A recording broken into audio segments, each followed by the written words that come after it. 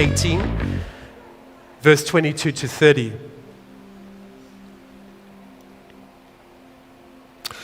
So Paul, just to set the scene, Paul asks Jesus, how many times do I need to forgive? And this is what Jesus says. I tell you, not 7 times, but 77 times.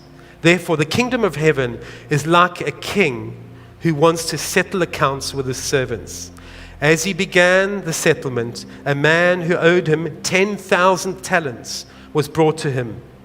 Since he was not able to pay, the master ordered that, and this is harsh, the master ordered that he and his wife and his children and all that he had be sold to repay the debt.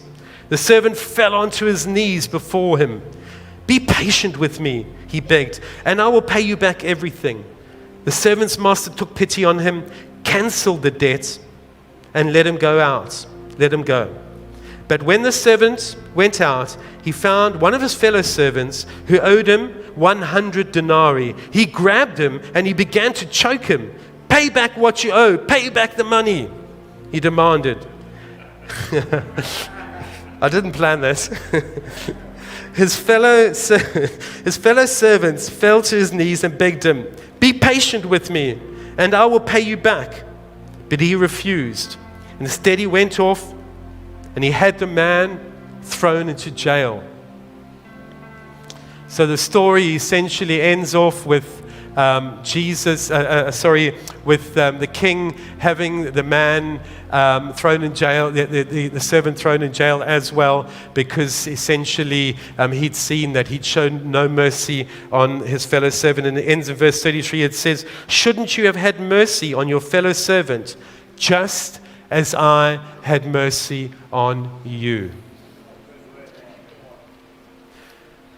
So this story is about compassion that leads to mercy. So let's look at that word mercy now.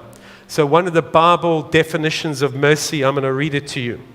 It says, it is an outward manifestation of pity. It assumes the need on the part of him who receives it and resources adequately to meet the need on the part of him who shows it. A simple definition for mercy is not getting what you deserve. That's a very simple one. Who does it sound like? Whose life does that sound like? We know. It's Jesus. So I've got 4 quick points here that I want to touch on. The first one is we need the emotion of compassion, as I said before, in order to show mercy, and we see this in verse 26. So verse 26 says, the servant fell to his knees. You can imagine the king maybe sitting on his throne, and the servant's on his knees, and he's just begging for mercy. Before that servant before the king could have shown mercy, he would have had the emotion of compassion. So that's the first point. The servant needed mercy, and the king had the resources and the power to grant it. So the king had the resources and the power to grant the mercy. We cannot show mercy or God's mercy. So we're talking about God's compassion and God's mercy, not the world's here. So we cannot show mercy unless we have the resources to do it. Where do we get our resources from? A relationship with Christ. That's where we resourced from.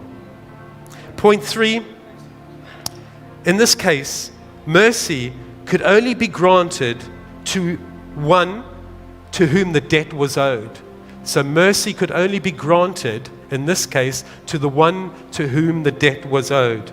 An example in law would be you're a defendant and you walk into a courtroom. There's a judge. If you're in America, you've got a jury. The judge and the jury have the power and the resources to grant you mercy. So you would sit and you would stand and you would tell them all of the mitigating circumstances around that thing. Oh, whatever it was, she was horrible to me and I couldn't help it, whatever it is that the mitigating circumstances were. And then they would decide whether to show mercy or not, but the point is that they have the resources and the power to do it. Jesus was laying down the foundation for us to understand that we should forgive all people because God forgave us first. And He's forgiven us past, present, and future. As the King showed compassion, mercy, and forgiveness, so God expects us to follow that and show compassion, mercy, and forgiveness.